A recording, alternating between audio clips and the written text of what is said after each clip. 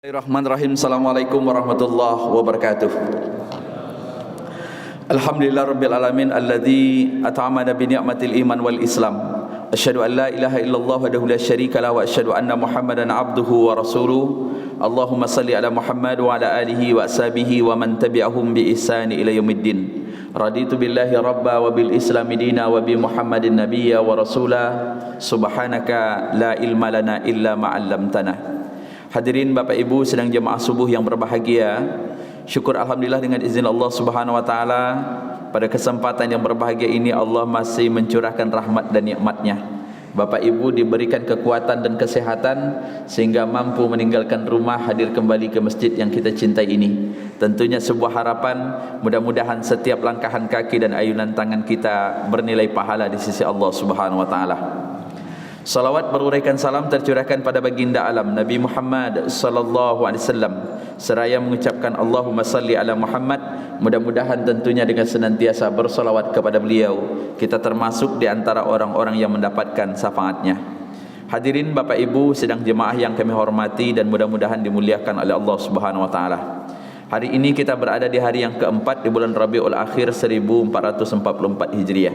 Dan itu terhitung hari ke depan maka insya-Allah lebih kurang 146 hari maka kita akan segera menikmati Ramadan. Banyak orang yang mengatakan kok terlampau cepat waktu itu Pak Ustaz. Karena inilah yang pernah diingatkan oleh Nabi kepada kita, la taqumus sa'ah hatta yataqarrabuz zaman. Tidak akan terjadi hari kiamat itu kata Rasulullah melainkan waktu itu terasa singkat. Wa takunus sanatu kasyahri wa yakunus syahri kal jum'ah wa takunul jum'ah kal yaum. Nanti kata Rasulullah kalian akan merasakan bahwa satu tahun itu seperti satu bulan, dan satu bulan itu terasa seperti satu pekan, dan satu pekan itu kata Rasulullah seperti satu hari, sampai nanti kata Rasulullah menjelang hari kiamat satu hari itu seperti pelepah kurma yang kering yang dimakan oleh api. Maka Bapak Ibu yang berbahagia, itulah yang kita nikmati hari ini. Rasanya hari-hari kemarin begitu cukup lama, tetapi berhitung hari ke depan sebentar lagi kita akan memasuki bulan Ramadan. Tetapi makin dekat kita bulan Ramadan, satu hal yang perlu kita ingat bahwa sesungguhnya ajal itu makin mendekat. Nabi pernah mengingatkan kepada kita, yattabi'ul janazah salasa wa yarji'u isnan. Apabila orang itu mati, maka ia akan membawa tiga hal, diikuti oleh tiga hal. Wa yarji'u isnani, yang kedua akan pulang. Wa yabqa ma'u wahid, yang akan kekal bersamanya satu. Yang pulang itu ahlun wa malun, harta keluarga akan pulang, tidak ada yang ditinggalkan. Jangankan harta emas yang menumpuk, sebuah bantal yang sempat pun diletakkan di kepala kita, begitu jenazah dikuburkan maka ia akan dikembalikan kepada keluarga. Kata Rasulullah, yang kekal bersamanya cuma satu, itulah amal. Maka hari ini Bapak Ibu yang berbahagia, tidak ada solusi yang paling hebat yang akan kita bawa adalah sebuah amal kita hari ini. Kita akan sampai kepada ajal, sementara dosa kita hari ini menumpuk. Mungkin Bapak kalau pernah menengok bagaimana di YouTube hari ini luar biasa. Ada dunia hewan, di Afrika itu luar ganasnya Pak. Ada kerbau, ada kadang-kadang zebra, dimakan oleh anjing-anjing liar. Tubuhnya separuh sudah habis tetapi dia masih bernafas. Pernahkah mungkin kita juga melihat orang-orang di rumah sakit yang tangannya diikatkan dengan kain farban ke masing-masing kasur, kemudian mulutnya diletakkan oksigen yang ia tidak bicara, sementara hidungnya dimasukkan selang sampai ke lambungnya. Kalau seandainya mereka bicara, mungkin mereka ingin mendapatkan kenikmatan sebagaimana Bapak dapatkan. Maka seluruhnya itu mesti disyukuri. Bentuk syukurnya tentunya untuk memperbanyak ibadah kepada Allah. Namun demikian Bapak Ibu yang berbahagia, kita tidak terlepas dari masa lalu. Ada dosa-dosa yang dulu kita buat, dan hari ini bisa jadi dosa itu tidak terlihat karena Allah memberikan kesempatan untuk bertobat kepadanya. Maka subuh hari ini Bapak Ibu yang berbahagia, kita akan bercerita ada 10 pintu di mana dosa kita akan diampuni oleh Allah. Mengapa demikian? Karena sesungguhnya dosa itu yang akan membuat kita susah hidup. Al-Quran itu mengatakan, wa ma asabakum min musibatin fabima kasabat aydikum wa ya'fu an katsir. Apa saja musibah yang menimpa kalian disebabkan oleh dosa atau perbuatan tangan kalian sendiri, dan Allah memaafkan kesalahan-kesalahan yang begitu banyak. Ayat ini hadirin Bapak Ibu yang berbahagia, Allah menunjukkan betapa kasih sayangnya Allah kepada kita. banyak dosa yang kita buat, banyak kemudaratan yang kita lakukan, tapi sebanyak apapun dosa, ketika kita datang kepada Allah, Allah akan mengampuni dosa tersebut. Maka kalau hari ini pun Allah memberikan kita musibah, diberikan ujian, bukan karena Allah benci, tetapi karena Allah sayang, dengan harapan kita kembali kepadanya. Sebagaimana yang kita ketahui Bapak Ibu yang berbahagia, dosalah yang membuat Nabi Adam itu diturunkan dari surga ke muka bumi, dan dosalah yang akan menghalangi manusia untuk masuk ke dalam surga. Dosa Nabi Adam itu kan cuma sedikit, hanya makan buah khuldi yang dilarang oleh Allah, kemudian dirayu oleh iblis, kemudian termakan hasad iblis.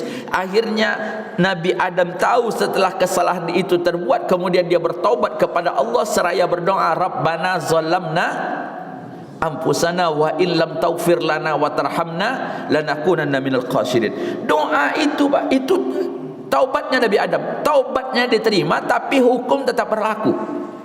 Apa bentuk hukumannya? Allah menurunkan Nabi Adam kepada muka bumi, tetapi juga ulama katakan nanti yang menghalangi manusia untuk masuk ke dalam surga itu adalah dosa. Maka subhanallah, tidak sedikit hari ini dosa-dosa yang kita lakukan. Maka begitu datang hari kiamat, apa yang diungkapkan oleh Allah dalam Al-Quran, wa amma man khaffat mawazinu fa ummuhu hawiyah. Nanti akan ditimbang, dan adapun orang-orang yang timbangan kebaikannya ringan, maka dikatakan fa ummuhu hawiyah, ia akan dimasukkan ke dalam neraka hawiyah. Kemudian Allah bertanya, seraya juga menjawab, wa ma adraka ma hiya, apa yang kalian kenal, apa yang kalian ketahui dengan neraka hawiyah? Itulah kata Allah, neraka yang menyala-nyala. Allah menggambarkan tidak akan sanggup kita untuk menikmatinya, tetapi karena kasih sayang Allah, maka Allah memberikan pintu-pintu untuk kita bertaubat kepadanya. Apa pintu pertama Pak Ustaz? Taubat. Taubat itu artinya kembali, tabayatubu taubatan, kembali dari ujung jalan ke pangkal jalan, dari yang salah menuju kebenaran. Maka Allah mengatakan, qul ya ibadiyallazina asrafu ala anfusihim, hai hamba-hambaku yang mereka melampaui batas terhadap dirinya, hai orang-orang tua yang masih hidup, kata Allah, yang dulu waktu muda lupa solatnya, yang waktu muda dulu asik dengan dunianya, sekarang Allah memberikan kesempatan, la taqnutu min rahmatillah innallaha yaghfiruz dzunuba jami'a, jangan kalian berputus asa dari rahmat Allah, karena sesungguhnya Allah itu mengampuni seluruh dosa yang pernah kalian lakukan. Maka bertaubat Bapak Ibu yang berbahagia. Maka dulu ada hal yang sangat menarik, ketika ada serombongan orang ditahan oleh pasukan Islam, kemudian dikumpulkan di sebuah tempat. Ketika dikumpulkan, ada seorang perempuan, qudima ala Nabi sallallahu alaihi wasallam sabyun. Ada seorang perempuan, ketika ada tawanan perang, dia datang, yang dia cari anaknya. Iza wajadat sabiyan fi sabhi akhastuhu, maka begitu nampak oleh ibu itu anaknya, maka diambil anaknya, dipeluknya, kemudian diciumnya yang menangis. Begitu Rasulullah nampak ibu itu, apa kata Rasulullah? Atarawna hazi tarihata waladaha finnar, mungkinkah seorang ibu ini akan mencampakkan anaknya ke dalam api? Orang-orang mengatakan ketika itu enggak mungkin ya Rasulullah. Mana ada sayang ibu yang mau mencelakakan anaknya. Itulah akhirnya apa kata Rasulullah? Allahu arhamu bi ibadihi min hadhi biwalidiha. Sesungguhnya kata Allah, sayangnya Allah melebihi kasih sayang seorang ibu terhadap anak. Ibu itu kan luar biasa. Kadang-kadang kehilangan akal karena kasih sayang. Anak sakit, kalau bisa penyakit itu dipindahkan, maka dipindahkan kepada ibunya. Subhanallah. Maka kadang-kadang maaf, apapun obat disuruh orang akan diberikan, asalkan anaknya sehat. Tapi kalau ibu-ibu sekarang kan sudah agak modern sedikit kok. Ibu-ibu sekarang makan paracetamol, akhirnya dilarang pula oleh dinas kesehatan. Seluruh obat cair dilarang peredarannya, kemudian dikatakan ditarik karena mengandung zat yang akan merusak ginjal. Malam tadi kita dengar televisi apa dikatakan, alhamdulillah obat yang dikirim dari Jepang untuk obat ginjal sudah sampai di Indonesia, dan dipastikan itu adalah free, gratis. Subhanallah. Maka enak zaman dulu ya Bu. Ibu-ibu dulu anaknya sakit pak, itu depan rumah ada bunga rayo. Tahu ibu bunga rayo? Diambil bunga rayo tu dirame-rame sampai berair agak berlendir. Setelah itu ditaruh ke kepalanya, ditekak-tekak sikit. Karena tekak tu sembuh dia. Diputupuk-tupuk gini sembuh dia. Subhanallah. Datang lagi sayang belum juga sembuh anaknya, pergi ke serumah, ditengoknya rumah Ustaz Sondra ada kelapa muda yang pendek. Maka dia Bu, Assalamualaikum. Waalaikumsalam. Ngapa? Anak saya demam, boleh tak minta kelapanya? Ambillah Bu. Rupanya standar, jadi bawanya tuan rumah disangka satu, rupanya langsung dibawa. La Allah sehat. Zaman sudah mulai berubah. Hidup kita ingin instan, tapi begitu hidup instan persoalan makin banyak. Tadi yang dikatakan maaf, ibu-ibu berharap anaknya sehat, betul, demamnya sehat, tapi ginjalnya kambuh. Subhanallah. Dulu maka subhanallah, ibu-ibu dulu sayangnya luar biasa. Maka maaf dahulu, mengapa ada kesan seorang anak kepada orang tuanya? Karena dia tahu betul bagaimana sayang anak itu, sayang ibu itu kepada anak. Sehebatnya orang ibu, dia tidak akan mau meninggalkan anaknya pak. Ada ibu-ibu yang tak bekerja puluhan tahun hanya membesarkan anak. Tapi hari ini maaf, ibu itu merawat anaknya cuma 2 bulan. Sudah itu disubkontrakkan, dilelang. Siapa yang mau merawat anaknya? Subhanallah. Setelah itu apa? Anaknya mulai tidak disusuinya. Maka subhanallah, ibu kemarin Maulud Nabi kita menceritakan bagaimana perempuan-perempuan yang pernah merawat Nabi, mulai dari ibunya yang bernama Aminah, kemudian disusui oleh seorang perempuan yang nama Suwaibah. Setelah itu dia dirawat oleh Halimah itu Sa'diyah, dikasih air susu pak. Maka sampai ke Rasulullah mengatakan, hai perempuan, janganlah kalian memberikan susu anak kalian kepada seorang perempuan yang buruk akhlaknya, karena setetes air susu akan mempengaruhi terhadap perilaku. Maka maaf dulu zaman Nabi, orang yang menyusui itu orang-orang yang memiliki akhlak anak. Maka dulu ada namanya fikih sesusuan bu. Orang kalau pernah sesusuan, maka dia tidak boleh lagi menikah dengan saudara sesusuannya. Karena dulu orang sesusuannya dengan orang pak. Kini aja orang sesusuan dengan kerbau, dengan sapi. Maka nama-namanya SGM, Morinaga, itulah namanya. Subhanallah perilakunya. Maka ibu-ibu dulu luar biasa. Luar biasa pak. Sekarang subhanallah. Maka dulu ibu-ibu dulu sensitif. Kalau anaknya menangis, dia tidur pasti terbangun. Dibuainya anaknya tidur samping dia, menangis anaknya terbangun. Kalaupun tidak terbangun anak, maka biasanya suami yang terbangun. Ma tolong bangun, anak kita menangis. Kalau sekarang kita punya menantu, cucu menangis yang terjago datuknya. Ayahnya tak jago, jago-jago, anak kalian menangis. Tak tahu dia. Kemudian dia katakan, alhamdulillah enak betul tidur saya tadi malam, mulai maghrib sampai subuh. Bukan, orang beriman itu malam itu tidurnya sedikit, qiyamul lailnya yang panjang. Maka ketika Abdullah anaknya Umar bin Khattab mengatakan, semenjak saya tahu betapa indahnya salat malam, maka saya tidak pernah meninggalkan. Bahkan dikatakan tatajafa junubuhum anil madaji, lambung-lambung mereka jauh dari tempat tidur. Maka Rasulullah tadi mengatakan, sesungguhnya Allah lebih sayang kepada kalian daripada seorang ibu yang sayang kepada anaknya. Maka ketika orang datang kepada Allah, maka dia meminta taubat, maka Allah akan memberikan dia. Termasuk kadang-kadang Allah itu memberikan taufik. Bapak mungkin masih ingat cerita Fir'aun yang berdebat dengan Nabi Musa. Begitu terjadi dialog yang tak berujung pangkal. Pertemuan sudah diadakan. Akhirnya Fir'aun dengan segala kesombongan mengatakan, mengajak Musa untuk tanding sihir. Dikumpulkan seluruh ahli sihirnya Fir'aun.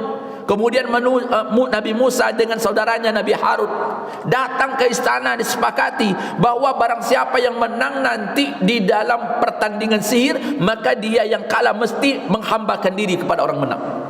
Fir'aun mengatakan, ya Musa, kalau engkau menang saya akan ikuti Tuhanmu, tapi kalau saya menang engkau harus mengakui saya sebagai Tuhan. Dilemparkan oleh bala tentara Fir'aun, tongkat-tongkat mereka menjadi ular. Tapi begitu Allah Subhanahu wa taala memerintahkan Nabi Musa, tongkatnya dilempar, maka tongkatnya menjadi ular yang lebih besar. Seluruh ularnya tentara Fir'aun itu dimakan.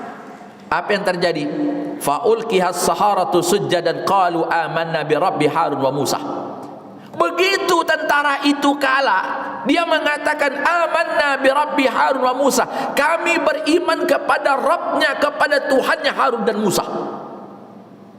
Tapi apa yang terjadi, Pak? Apakah Fir'aun tunduk? Allah memberikan hidayah, taufiknya kepada bala tentara Fir'aun. Tapi Fir'aun begitu kalah, enggak ngaku, Pak.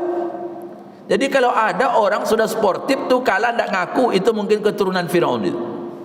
Apa kata Fir'aun? Enggak, itu bukan kami yang kalah, itu rekayasa. Itu disangka pula apa itu? Bahwa Musa merekayasa. Emangnya Nabi Musa itu keturunan Sambo? Enggak mau, Pak. Apa dia katakan? Enggak. Apa dia katakan? Enggak. Akhirnya apa? Maka orang-orang yang tadinya orang-orang yang sudah mendekati iman diancam oleh Fir'aun. Mereka yang beriman kepada Musa, kami akan bunuh mereka. Diberikan hidayah. Maka dulu banyak orang yang mendapatkan hidayah. Bahkan hari-hari ini, Pak. Subhanallah. Kita pernah mendengarkan cerita seorang yang membunuh 99 orang. Kanu fi man kana qablakum rajulun qatala tis'atan wa tis'ina nafsan. Dulu ada seorang laki-laki, kata Rasulullah, yang membunuh tis'atan wa tis'ina nafsan, membunuh 99 orang. Fasa'alan a'lami ahlil ardi fadullu ala rahibin. Dia berjalan, dicarinya orang-orang yang ahli ibadah, ditanyanya, apakah dosaku akan diampuni? Kemudian dia katakan, tidak, innahu qatala tis'atan wa tis'ina nafsan fahallahu minat taubah. Kalau saya sudah membunuh 99 orang, kemudian apakah ada taubat bagiku? Kata orang itu, tidak. Dibunuhnya lagi, fakammala bihi mi'ah, maka pembunuhan itu cukup jumlahnya menjadi 100. Dia berjalan lagi, Pak. Ditemuinya orang yang ahli ilmu, kemudian ditanya apakah taubatnya diterima, maka dia katakan taubatmu diterima. Maka setelah itu dengan syarat engkau pergi ke tempat jauh, bertemanlah dengan orang-orang soleh, kemudian buatlah kebaikan. Tapi sayang begitu ia ingin pergi ke tempat yang direkomendasi, di tengah jalan dia mati, tapi taubatnya sudah diterima. Maka kita ini Bapak Ibu yang berbahagia, enggak ada kita membunuh orang, Pak. Tetapi tentunya pasti kita memiliki dosa. Tinggal bagaimana kita bertaubat kepada Allah. Nah, yang kedua, apa pintu taubat? Istighfar. Dengan mengucapkan astaghfirullah. Istighfar itu talabul maghfirah. Maghfirah itu apa? Ampunan. Maka orang-orang mengatakan mikfar itu dua, Pak. Menutup, kemudian melindungi. Bapak kalau pernah lihat tentara latihan, itu pakai helm. Helmnya tentara itu kan anti peluru, sehingga dia baja. Berat memang, iya, tapi konsekuensinya tentunya penting. Maka kalimat itu untuk menutup kepala tentara itu bahasa Arabnya mikfar. Mengapa? Pertama, dia bisa menutupi. Yang kedua, dia bisa melindungi. Kalau datang panas, dia tidak panas. Kalau datang peluru, dia bisa mental. Maka kalimat itu disebut mikfar. Maka ketika orang mengucapkan astaghfirullah, maknanya dua. Pertama, dia meminta ampunan kepada Allah, dan meminta ditutup aib-aibnya. Kan selalu kita berdoa itu, Pak. Allahumma inni as'alukal afwa wal afiyah fid dunya wal akhirah. Ya Allah, sesungguhnya aku memohon maaf, tetapi situ kok tidak ampunan, Pak Ustaz. Maaf. Kalau afiyah itu lebih cenderung kepada perbuatan yang kita lakukan tapi kurang sempurna. Contoh, maaf, ibu bapak sholat tapi dalam sholat tetap menghayal. Nah, itulah, Pak. Itu afwa namanya. Kan ada ya, sholat panjang imamnya menghayal, pendek ayat imamnya menghayal juga, karena sudah hobi menghayal. Subhanallah. Bulan puasa orang tidak ada yang membatalkan puasa, tapi maaf, mulutnya tak berhenti, ya sama saja. Maka Bapak Ibu yang berbahagia, ketika itu kemudian apa? Allahumma astur aurati, ya Allah tutuplah auratku. Apa yang dimaksud dengan aurat? Para ulama mengatakan aurat adalah sesuatu yang nampak kemudian kita malu, Pak. Itu aurat namanya. Ada orang auratnya nampak kemudian dia malu, itu normal. Yang tak normal itu orang kalau auratnya nampak dia tak malu, bangga, itu bermasalah dengan diri. Maka aurat laki-laki dari pusat sampai lutut. Perempuan seluruh tubuhnya kecuali muka dan telapak tangan. Cuma kadang-kadang maaf, dunia sudah modern, dirubah. Yang hewan dikasih baju, yang manusia tak berbaju. Kadang-kadang maaf, ini kan hari Ahad, pulang dari sini kadang-kadang ikut free day. Kalau saya kadang-kadang di Rumbai, karena saya tinggal di Rumbai. Kemudian subhanallah, di stadion tuh enak, kita olahraga, tetapi ada orang yang pencinta hewan, cinta hewan. Dibawanya anjing-anjing kecil itu yang disebut dengan anjing monte, yang kecil-kecil, yang mulutnya kecil, kalau gonggongnya kecil. Cuma saya kadang-kadang bingung, Pak. Ngapa? Karena anjingnya dikasih baju, dikasih lagi mainan rambut tuh apa namanya, diikat-ikat pula, dikasih sepatu. Yang punya anjing tu tak berbaju, mana yang anjing? Apa Sarawak pendeknya? Pakai baju ketat. Ya Allah, bagus pula anjingnya tutup aurat, yang punya anjingnya tidak. Maka kadang-kadang, mana yang anjing ni sebelum? Subhanallah. Maka dikatakan Allahumma astur aurati, ya Allah tutuplah auratku. Mana yang aurat? Selalu yang terlihat. Tetapi para ulama mengatakan aurat itu termasuk aib. Kalau aib kita dilihatkan oleh Allah, maka tak ada orang yang akan mau berteman dengan kita. Inilah yang pernah diungkapkan oleh Muhammad bin Wasi'. Apa dia katakan? Lau kanat li zulubirri ma qadaru ahadun ayyajlisa alayya. Seandainya dosa itu memiliki bau, maka tidak seorang pun yang mau duduk dengan kita.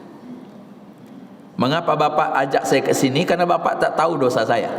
Kalau tahu dosa, nggak ada, Pak. Maka orang yang istighfar, mengucapkan astagfirullah itu, dia meminta agar dirinya dilindungi, aibnya tak dibuka.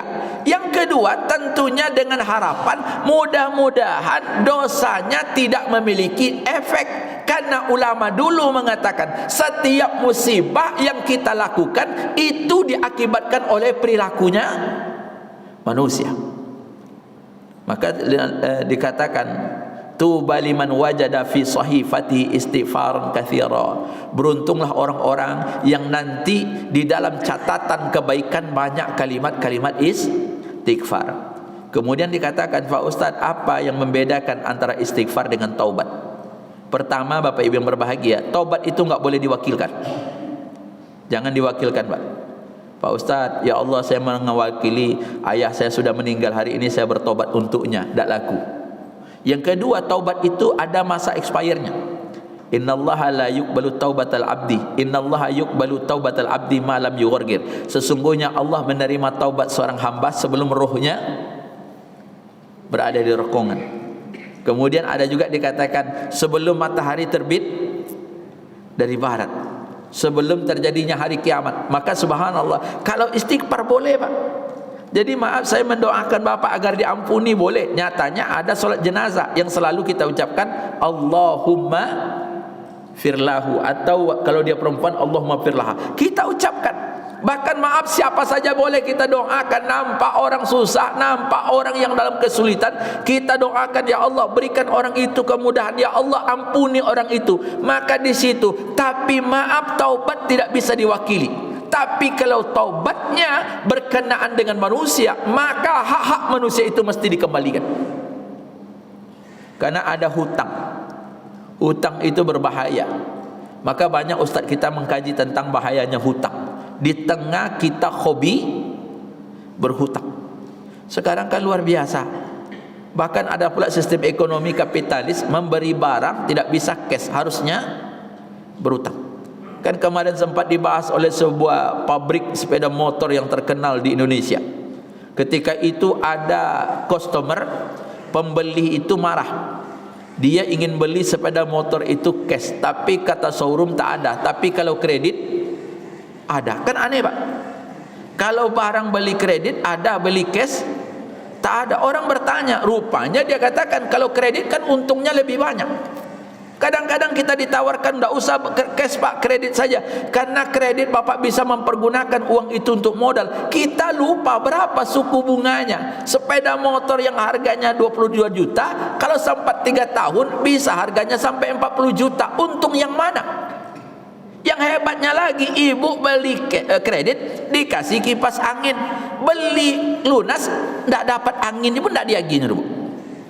Subhanallah, apa yang terjadi? Ekonomi kita, Pak, maka bahaya. Kalau ada hutang dengan orang, maka maaf luar biasa, tidak ada solusinya kecuali itu dilunaskan sebelum kita mati. Kalau tidak, maka dia akan menjadi beban nanti keluarga setelah kita wafat.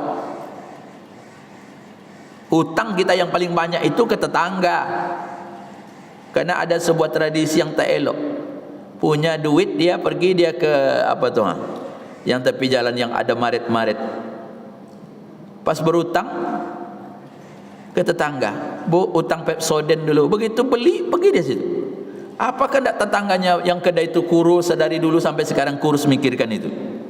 Tapi 1000 Pak Ustaz, Nabi saja 1 dinar nak mau menyolatkan orang. Maka taubat orang berhutang itu mesti dia membayar. Dibayar dulu, Bu, maaf utang saya sudah lama. Berapa banyak orang yang bangkrut. Coba Bapak lihat, kalau pernah kita mengkaji bagaimana bisnisnya Abdurrahman bin Auf yang ketiga pindah dari Mekah ke Madinah, Pak. Abdurrahman bin Auf ini orang kaya di Mekah, diajak oleh Rasulullah untuk pindah ke Madinah. Dia tinggalkan seluruh hartanya. Dia hidup di Madinah, dipersaudarakan oleh Rasulullah dengan seorang yang bernama Sabah bin Rabi. Sabah bin Rabi orang kaya. Saking hebatnya persaudaraannya, apa kata Sabah? Ya saudaraku Abdurrahman, aku punya 2 orang istri, seduanya punya harta yang banyak. Kalau engkau mau, saya akan ceraikan satu, nanti habis masa iddahnya nikahi dia. Tapi kata Abdurrahman bin Auf, tidak, tunjukkan di mana kepadaku pasar. Maka dia kerja di pasar, Pak. Modalnya skill. Tidak ada modal Abdurrahman bin Auf, Pak. Modalnya kepercayaan. Diambil barang orang pagi, dijual, sore hari yang tak habis dikembalikan, modalnya dikembalikan, untungnya diambil. 4 bulan dia di Mekah menjadi orang kaya dan berhasil menikahi orang Ansor. Karena menurut para ulama, menikahi orang Ansor itu adalah sesuatu yang sulit sampai hari ini, Pak. Maka pernah tak Bapak dengar ada orang Indonesia, mahasiswa kita tamat Madinah nikah orang Mekah? Tak laku dah, Pak. Subhanallah. Tapi kalau orang Arab menikah dengan orang Indonesia banyak. Mengapa? Karena rupanya mas kawinnya mahal. Rasulullah dengan Khadijah, Pak, mas kawinnya ketika nikah orang-orang Mekah itu 20 ekor unta muda seharga 1 miliar. Saya tanya sama kawan-kawan ketika ke Mekah itu, berapa sini mas kawinnya? Kalau kita nak nikah dengan orang sini, Pak Ustaz, mesti membuat rumah. Sedangkan rumah tipe 36 aja tak terbeli di Pekanbaru, apalagi di Arab. Akibatnya tak terbeli, Pak. Maka paling enak nikah dengan orang Indonesia, mas kawinnya dengan seperangkat alat solat sah. Tak ada bayar, Pak. Paling tinggi. Maka ada tuh yang lagi ribut di Jawa Timur, pernah menikah dengan 87 orang perempuan. Hebat Pak Ustaz? Belum hebat. Mana hebat dari Nabi Sulaiman? InsyaAllah. Nabi Sulaiman berapa orang istrinya, Pak? Ada Bapak nama Sulaiman sini? Tidak. Nabi Sulaiman itu ada yang menyebut ribuan, tetapi dalam sebuah hadis Rasulullah, Nabi Sulaiman itu istrinya 100. Satu malam, apa kata Nabi Sulaiman? Nanti malam saya akan gauli seluruh istri saya. Masing-masing dia akan punya anak laki-laki, dan masing-masing anak itu berjuang di jalan Allah. Di antara 100 itu yang hamil cuma 1 orang, melahirkan anak orang, seorang laki-laki, nisful insan, cacat bahasa kitanya, maaf. Ketika itu apa kata Nabi Muhammad? Mengapa keinginan Nabi Sulaiman dia tidak terwujud? Kata Rasulullah, karena ketika dia berucap lupa mengucapkan kalimat insya Allah. Tapi Bapak jangan pikirkan pula, kok banyak kali bininya Pak Ustaz? Ya Nabi Sulaiman, awaknya Nabi Sulaiman, yang satu tidak selesai-selesai. Nah, subhanallah. Maka Bapak Ibu Ibrahim, kembali kepada Rahman bin Auf, apa yang dia katakan? Ketika ditanya apa yang menyebabkan Abdurrahman Auf itu bisnisnya lancar, satu dia katakan dia tidak mau jual beli dalam keadaan berhutang. Jadi itu yang dipakai orang sekarang, Pak. Subhanallah. Apa dia katakan? Abdurrahman Auf tahu, begitu orang datang, belum orang membeli, dia katakan maaf, saya tidak menerima orang berhutang. Padahal berhutang itu boleh betul. Maka subhanallah, kalau berkenaan dengan harta orang maka dikembalikan. Yang ketiga, amal soleh. Amal soleh itu apa Pak Ustaz? Segala sesuatu yang diperintahkan, itu amal soleh, termasuk solat, puasa, zakat, sedekah. Maka dalam Al-Quran itu selalu dikatakan wa aqimis salata tarafatan nahari wa zulafan minal laili, dan laksanakanlah solat pada kedua ujung siang, pagi dan petang, dan pada permukaan malam. Satu ketika ayat ini sesungguhnya turun, kata sahabat, ada seorang laki-laki, kuntu indan Nabi sallallahu alaihi wasallam faja'ahu rajulun. Ada seorang laki-laki datang kepada Rasulullah. Kemudian dia datang, ya Rasulullah, hukum saya. Rasulullah ketika menengoknya mandang, tak lama azan datang. Begitu azan datang, maka dia pun masuk ke masjid dan dia solat bersama Rasulullah. Begitu selesai solat, dia datang lagi kepada Nabi. Falamma qada Nabi sallallahu alaihi wasallam as-salah, qama ilaihi ar-rajulu faqala ya Rasulullah inni asabtu khuddan. Begitu dia datang, selesai Rasulullah solat, datang, ya Rasulullah, hukum saya. Rasulullah memandang kepadanya, apa yang engkau lakukan? Saya melakukan kesalahan, hadlah saya, pukullah saya. Apa kata Rasulullah? Saya tidak memukulmu karena sesungguhnya engkau telah solat. Artinya solat itu mengampuni dosa. Tetapi hadis ini juga menceritakan hal yang luar biasa Pak.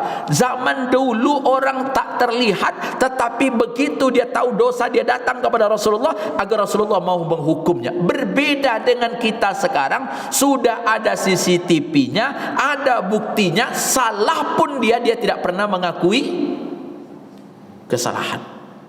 Itulah orang sekarang. Maka subhanallah, kalau kita solat, ibu solat, subhanallah. Tapi ulama katakan, maaf, solat yang kita lakukan itu hanya menghapuskan dosa-dosa kecil.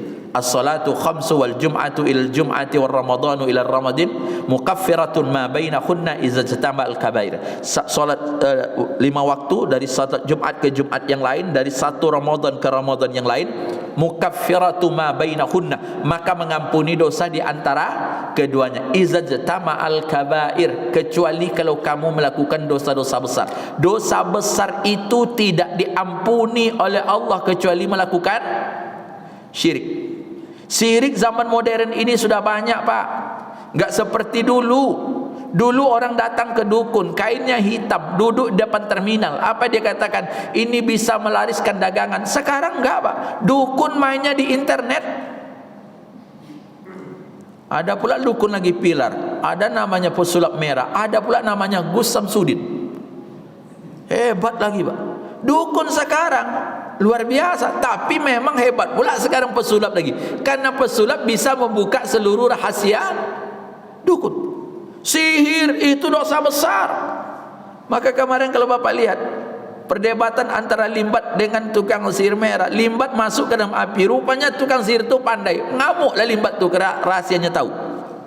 Subhanallah. Coba lihat hari ini, Bapak buka handphone kita, media sosial, ada beberapa hal yang sifatnya sangat syirik sekali. Money amulet namanya. Money amulet itu uang, seperti uang yang dibuat bulat, kemudian ada lubangnya, kemudian digantung, kemudian dibuat namanya testimoni. Apa kata seorang ibu? Saya PNS, mana mungkin saya membeli mobil seharga 500 miliar, seluruhnya karena saya tahu kuncinya. Inilah kuncinya, insya Allah dengan money amulet ini maka utang kita lunas. Syirik semuanya tuh Pak. Saya sampai komentar, kalau memang seandainya money amulet itu bisa menghasilkan utang, antarkan saja ke Menteri Keuangan biar hutang kita lunas, kan itu lebih enak Pak. Subhanallah, antar berapa buah, suruh beli.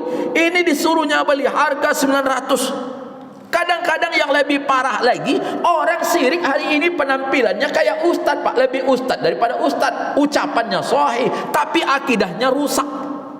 Ini namanya ada minyak kasturi yang sudah kami ruqyah. Kalau ditaruh di laci Anda, maka orang datang tengok dulu kadainya. Kalau dalam somak, siapa yang tiba? Subhanallah, orang terpesona Pak. Maka dikatakan, satu, nanti minyak kasturi itu taruh di laci, yang kedua ditanam depan kedai. Itu sudah syirik itu Pak. Subhanallah, orang-orang pendek akal, tidak pernah ke masjid, mengatakan iya, seberapapun kami beli, yang ngomong itu ustad pula, dibuat pula di bawahnya tulisan Habib. Selesai orang Islam Pak. Apa dia katakan? Ini akan terhindar, tokoh kalian akan dikunjungi orang. Masalahnya bukan orang tak mengunjungi, orang yang akan mengunjungi itu duitnya tak ada. Itu yang masalahnya, Pak. Subhanallah. Maka dia datang dengan bentuk kesyirikan, dan itu terjadi. Kita dulu akan menyangka makin modern dunia ini, tingkat akidah makin bagus, tetapi makin makin luar biasa. Ada seorang YouTuber Indonesia tinggal di Mekah, namanya Kang Mula Warman. Ini dia luar biasa, Pak. Dia apa yang diungkapkannya setiap saat itu, bahwa dikatakan jemaah yang paling percaya kepada tahayul itu adalah orang Indonesia. Ada sebuah tempat, Pak, di Mekah itu yang luar biasa. KTP orang Indonesia itu ditinggalkan di tempat itu, maka ditengoknya, ini KTP orang Jawa Timur nih, ini paling banyak nih. KTP itu ditinggalkan, Pak, di sudut sebuah batu itu, dengan harapan mereka mendapatkan keberkahan. Betapa mahalnya syirik harus berangkat dari Indonesia ke Arab Saudi. Ini dikatakan ada foto, ada yang tak ditinggalkan cuma satunya, paspor. Sebab kalau paspor tinggal tidak baliknya, Pak. Ditengoknya kan KTP, ngapa pula KTP di sini? Itulah kesyirikan. Dia katakan di Mekah itu ada tempat syirik, tapi yang melakukan kesyirikan itu bukan orang Mekah, yang melakukan adalah orang Indonesia. Subhanallah. Berapa rusaknya akidah kita. Maka dosa besar. Maaf, apa yang dikatakan oleh Allah dalam Al-Quran, innallaha la yughfiru, Allah tidak akan mengampuni orang an yusyriqa bihi, yang mempersekutukannya. Allah tak mengampuni. Tapi hal itu luar biasa. Apalagi maaf, ini menjelang tahun 2024, Pak. Sebentar lagi dukun laku, insyaAllah. Kadang-kadang subhanallah, orang jabat pergi ke dukun. Kok Ustaz tahu? Karena saya ketemu dukunnya, Pak. Saya katakan, bang, nanti kalau ada orang mencalek, tolong bawa tempat saya ya, bang. La ilaha illallah. Subhanallah. Waktu itu ada kawan minta bantu, luar biasa, luar biasa, Pak. Jadi gimana? Dia nggak perlu bayar-bayar, bang, maharnya saja. Apa beda antara mahar dan bayar? Subhanallah, luar biasa, dan itu sudah tak asing lagi. Maka subhanallah, bapak-bapak yang baik ini luar biasa. Apalagi ada yang anak-anak muda, ada Ustaz Sondra ini. Itu luar biasa. Ini tahun 2024 sudah dekat, orang sudah mencalon. Saya tidak alergi dengan politik. Politik itu tidak buruk, Pak. Yang buruk itu orangnya. Sebab maaf, keputusan politik itu yang menyiksa kita, dan keputusan ke politik itu yang menyenangkan. Saya mendengarkan sebuah tulisan dari seorang Inggris mengatakan, kalau anda membenci namanya politik, sesungguhnya yang kita makan itu harganya ditentukan oleh keputusan politik. Ibu tahu, bapak mengerti minyak itu naik keputusan ekonomi atau keputusan politik? Keputusan politik. Minyak goreng itu mahal, keputusan politik, keputusan ekonomi. Ekonomi. Kita bisa naik haji, orang tidak naik haji kemarin, keputusan politik. Itulah politik. Subhanallah. Luar biasa, Pak. Maka maaf, apa yang akan dibahas berapa ongkos haji itu disahkan oleh DPR, Pak, bukan anggota. Berapa ongkos naik haji ini diajukan oleh pemerintah, dibawa ke DPR. DPR mengatakan ongkos naik haji tahun ini mestinya sebanyak ini. Selesai, Pak, diketok palu di DPR, baru bisa dipakai oleh pemerintah. Kalau disempat di situ banyak orang-orang tak beriman, apa jadinya, Pak? Apalagi nanti duduk orang-orang yang kapitalis kemudian mengatakan tidak boleh lagi naik haji. Mau apa? Keputusan politik. Maka kalau ada orang-orang baik yang anak-anak muda kita, yang hari ini anak-anak kita usianya 21 tahun, suruh mereka terlibat, Pak, agar kesempatan itu tidak diambil oleh orang-orang yang tak berakhlak. Tapi Pak Ustaz, politik itu buruk. Yang menyebut buruk mereka yang ingin mendapatkan kedudukan, sehingga orang lain tak datang dan dia tidak memiliki persaingan, Pak. Subhanallah. Bapak pernah mengenal Buya Hamka itu pernah menjadi sekretaris Partai Masyumi dan pernah menjadi ketua DPR. Hebat enggak, Pak, Buya Hamka? Tapi memang politikusnya enggak nampak.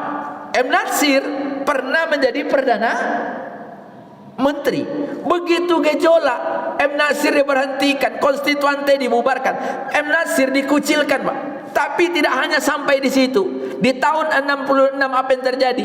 M. Natsir, bahkan maaf, setelah Masyumi dibubarkan, M. Natsir dengan Hatta dimasukkan dan menjadi tahanan politik. Tapi begitu Indonesia bergejolak dengan Malaysia, ketika ada Ganyang Malaysia, siapa yang menjadi utusan Indonesia ke Malaysia kalau bukan Buya M. Natsir, Pak? Apakah dia dendam? Tidak. Apa kata orang Malaysia? Kami bisa menerima utusan Indonesia, tapi yang datang adalah Buya Natsir. Datang, Pak. Ini, Pak, orang masuk penjara dikeluarkan supaya datang ke sana mengurus urusan kita dengan Malaysia. Kalau tiba Said Rizal tak kenal mu dan Bu. Awak disuruh-suruh dari datang, Pak, dah selesai. Setelah itu masuk lagi, Pak. Luar biasa penderitaan. Tapi orang-orang dulu berjuangnya karena ikhlas. Maka maaf, itulah yang kita rebut hari ini. Subhanallah, kalau tidak rusak. Pilih orang-orang yang berakhlak. Maaf, orang Pekanbaru itu jumlah penduduk kita, Pak, 1.150.000. Tapi maaf, kita memiliki luar biasa anggota DPR yang non muslim, jumlahnya sampai 8 orang. Ngeri tak, Pak? Kalau 10% harusnya berapa dia, Pak? Dari 45. Kan sedikit dia, Pak. Ini banyak. Mengapa? Karena orang Islam banyak. Ini anak-anak muda. Kalau kami ustaz ni biarlah di belakang mendukung. Tapi luar biasa. Subhanallah. Sehingga sulit. Maka Bapak Ibu yang berbahagia, amal soleh. Maka ada amal soleh dalam bentuk ibadah makhdhu'. Ketika kita hari ini ibu datang solat, tetapi maaf juga bertetangga. Tengok tetangga kita. Hari ini luar biasa. Saya yakin jemaah sini adalah orang-orang yang suka berinfak. Ini lihat nih, kota infak saking banyak itu kan menunjukkan bapak-bapak suka berinfak. Tapi hari ini juga ada orang yang meminta-minta tengah jalan. Tapi orang meminta tengah jalan juga mengkhawatirkan. Ada seorang kawan itu yang mengatakan, Pak Ustaz, saya menengok ada kota infak. Bapak kan ada ya di tengah jalan, kadang-kadang dibawanya dalam bentuk hijau di lampu merah di Simpang Durian. Tertulis itu anak yatim. Setelah anak yatim, sang kawan itu ingin berinfak. Dia katakan, kamu sudah sholat? Sudah. Sholat subuh tadi? Sudah. Di masjid, di rumah? Jawabannya di rumah. Apa kata kawan? Tolong ucapkan kalimat syahadat. Enggak bisa dia, Pak. Lah, apa syahadat itu? Saya tidak sekolah MDA. Lah, kau lain jadi, Pak. Artinya maaf, siapa sesungguhnya yang minta-minta itu, Pak? Subhanallah. Dia mengatakan dia Islam tapi tidak bisa mengatakan syahadat. Itulah hari ini.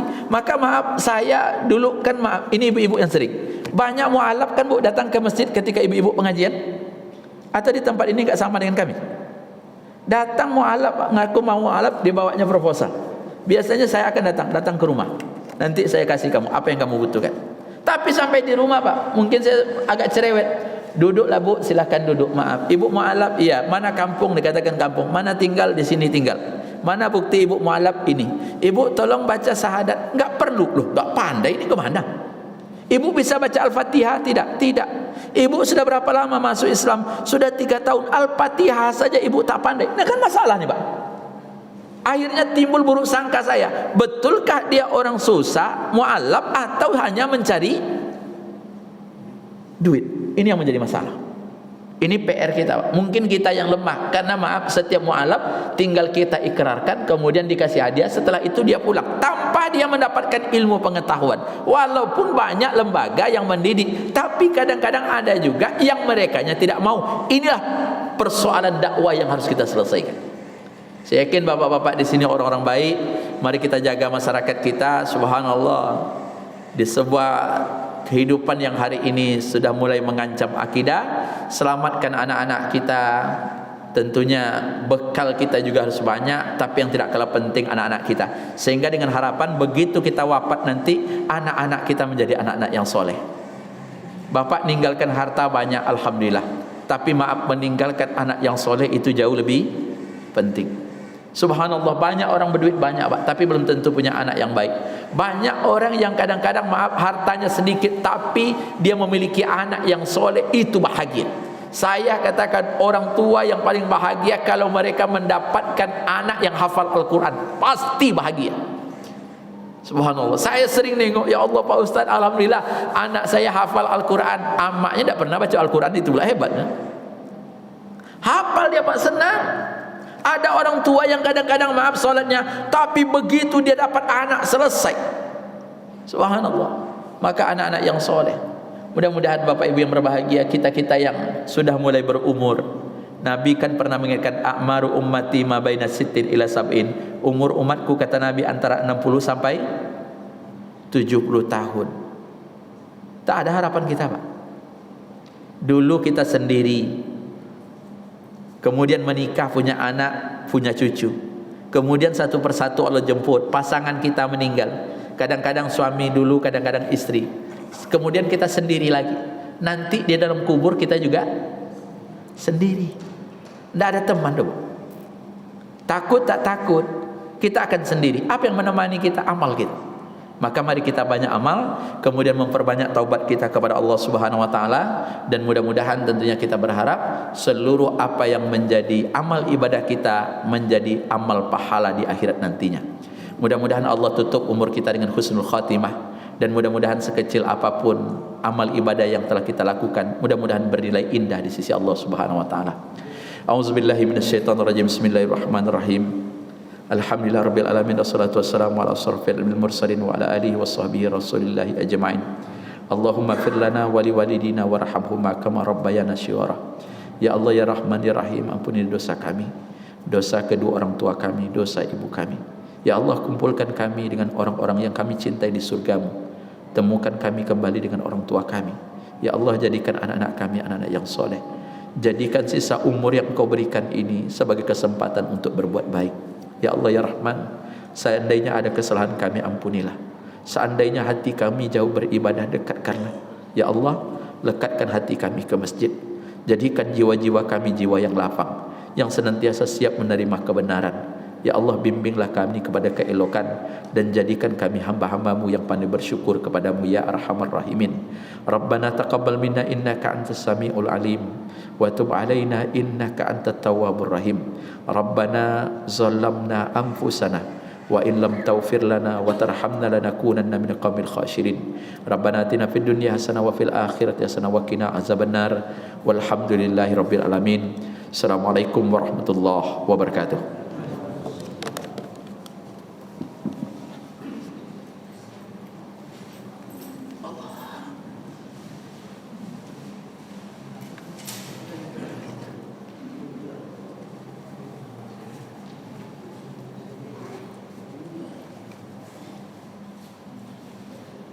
Iya, minum.